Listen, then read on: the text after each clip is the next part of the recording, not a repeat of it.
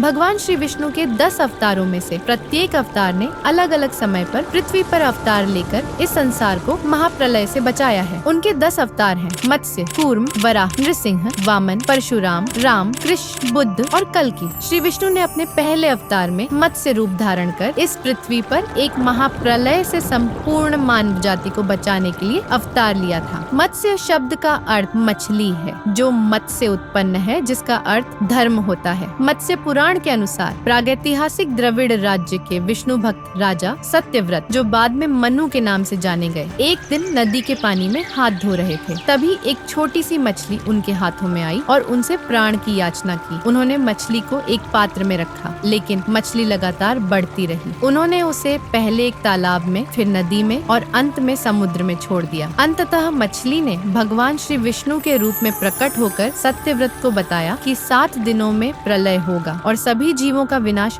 हो जाएगा। इसलिए सत्यव्रत को निर्देश दिया गया कि वह सभी प्रकार की औषधियाँ, सभी प्रकार के बीज, सप्तर्षि, वासुकी नाग और अन्य जीवों को लेकर साथ जाए। प्रलय के समय भगवान विष्णु ने मत्स्य रूप धारण कर मनु, सप्तर्षि, वासुकी नाग और सभी चीजों को लेकर नौका को सुरक्षित मार्ग प्रदान किया। पुराणों के अनुसार मत्स्य को जल जीवन का प्रतीक माना जाता है, जो पृथ्वी पर पहला जीवन था। भगवान विष्णु का यह मत्स्य अवतार हमें यह याद दिलाता है कि जब भी संसार में विपत्ति या प्रलय आती है, भगवान हमेशा मानव जाति की रक्षा के लिए उपस्थित होते हैं।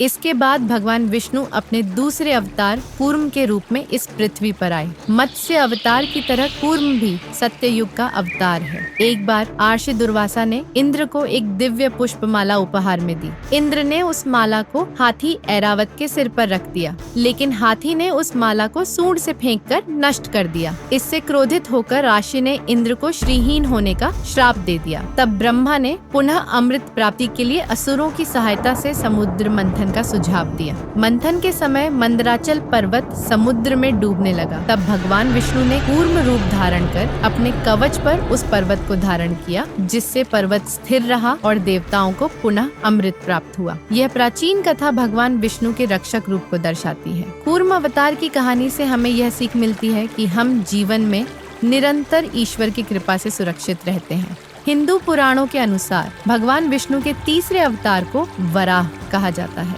जिसका अर्थ है सुअर। इस अवतार में भगवान विष्णु ने महाजागतिक महासागर में डूबी हुई पृथ्वी को असुर हिरण्याक्ष से बचाने के लिए एक सुअर का रूप धारण किया था। इसके बाद वराह रूप में विष्णु ने युद्ध में हिरण्याक्ष को पराजित किया और अपने दांतों से पृथ्वी को वापस उसकी जगह पर स्थापित किया। हिरण्याक्ष एक शक्तिशाली राक्षस था, जो एक वरदान के कारण खुद को अजेय मानता था। उसी अहंकार के कारण उसने पृथ्वी को समुद्र के गर्त में धकेल दिया। तब भगवान विष्णु ने वराह रूप धारण कर महासागर में प्रवेश किया और हिरण्याक्ष का सामना किया। उनके बीच भयंकर युद्ध हुआ, जिसमें विष्णु ने हिरण्याक्ष को पराजित कर दिया और पृथ्वी को पुनः स्थापित किया। भगवान विष्णु का चौथा अवतार नृसिंह था। सत्य युग के इस अवतार का शरीर मनुष्य का था, जबकि सिर सिंह का। हिरण्याक्ष के भाई हिरण्यकशिपु को मारने के लिए भगवान विष्णु ने इस रूप में अवतार लिया। पुराणों के अनुसार हिरण्यकशिपु ने ब्रह्मा से वरदान प्राप्त किया था, जिसके कारण उसे न तो दिन में और न रात में, न घर के अंदर और न घर के बाहर, न आकाश में, न धरती पर, न किसी हथियार से और न किसी मनुष्य, देवता या पशु द्वारा मारा जा सकता था। इस वरदान से हिरण्यकशिपु ने आतंक मचाना शुरू कर दिया। उसने विष्णु भक्तों को सताना शुरू किया, जिसमें उसका अपना पुत्र प्रहलाद भी था। भगवान विष्णु ने नृसिंह अवतार लेकर शाम के समय, जो न दिन था और न रात, महल के दरवाजे पर, जो न घर के अंदर था और न बाहर, हिरण्यकशिपु की गोद में, जो न आकाश था और न धरती, अपने नखों से, जो न हथियार थे और न हाथ, उसे मार डाला। नृसिंह अवतार भगवान के उस रूप का प्रतीक है जो अपने भक्तों को हर संकट से बचाते हैं।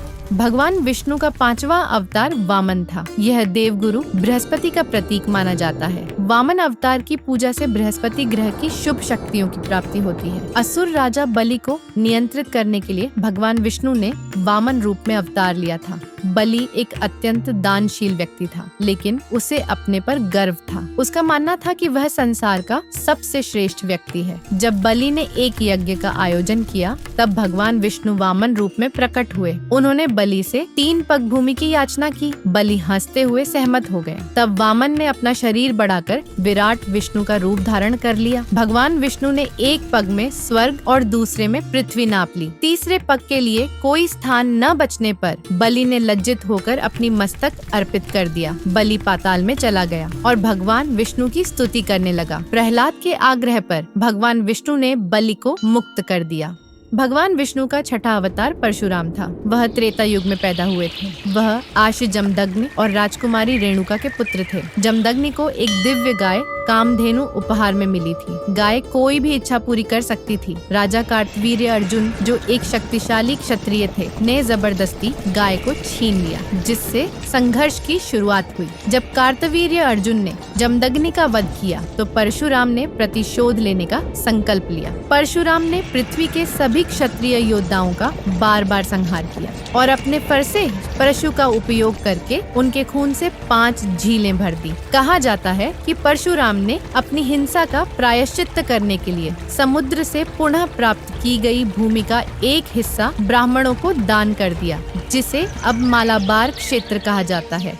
भगवान विष्णु का 7वां अवतार भगवान राम थे, जो धर्मपरायणता और नैतिकता के प्रतीक थे और संपूर्ण भारत में पूजित हैं। माना जाता है कि जब रावण के अत्याचारों से संसार थक गया था, तब भगवान राम ने अवतार लेकर उसका अंत किया। भगवान राम अयोध्या के राजा थे, लेकिन उनके पिता ने उन्हें वनवास भेज दिया था। उनके साथ माता सीता और भगवान लक्ष्मण भी गए थे। और जब रावण ने माता सीता का अपहरण किया, तब भगवान राम की सेना उन्हें बचाने के लिए लंका पहुंची और रावण का अंत किया। भगवान विष्णु का 8वां अवतार कृष्ण थे, जो देवकी और वासुदेव के पुत्र थे। वे देवकी की 8वीं संतान थे, जो मथुरा के उग्रसेन की पुत्री और राजा कंस की बहन थी। कंस ने देवकी का विवाह वासुदेव से किया था, क्योंकि वह अपनी बहन से बहुत स्नेह करता था। विवाह के बाद कंस उन्हें भव्य विदाई देने के लिए रथ पर सवार होकर विदा कर रहा था। तभी आकाशवाणी हुई कि देवकी की 8वीं संतान कंस का अंत करेगी। इस भयावह भविष्यवाणी को सुनकर कंस ने उसी क्षण देवकी को मारने का निर्णय लिया, लेकिन वासुदेव ने उसे रोकते हुए यह वादा किया कि वे अपनी संतान को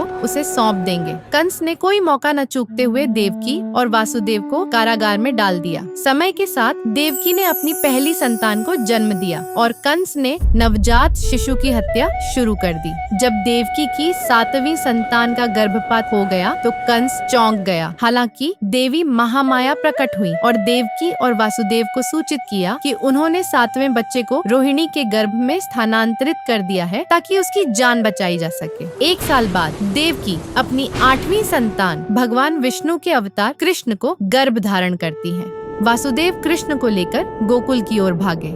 बालक कृष्ण गोकुल में राधा और गोपियों के साथ आनंद पूर्वक बड़े हुए। कृष्ण ने गर्जना करते हुए कंस को उसकी अनिवार्य मृत्यु के बारे में चेतावनी दी। कंस अपनी जान बचाने के लिए भागने लगा और भगवान विष्णु के 8वें अवतार कृष्ण से बचने की हर संभव कोशिश की। कृष्ण ने कंस को पकड़ा और अपने सुदर्शन चक्र से उसका सिर काट दिया।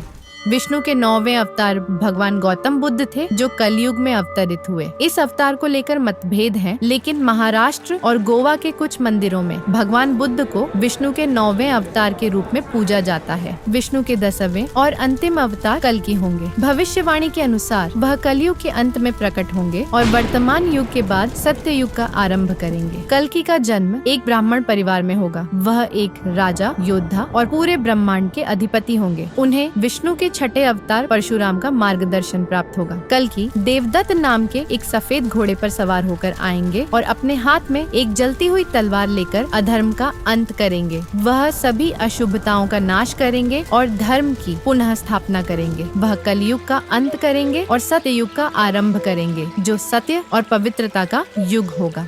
अगर आपको आज का यह वीडियो पसंद आया हो तो इसे लाइक और शेयर करें। साथ ही हमारे चैनल को सब्सक्राइब करना न भूलें। वीडियो देखने के लिए धन्यवाद।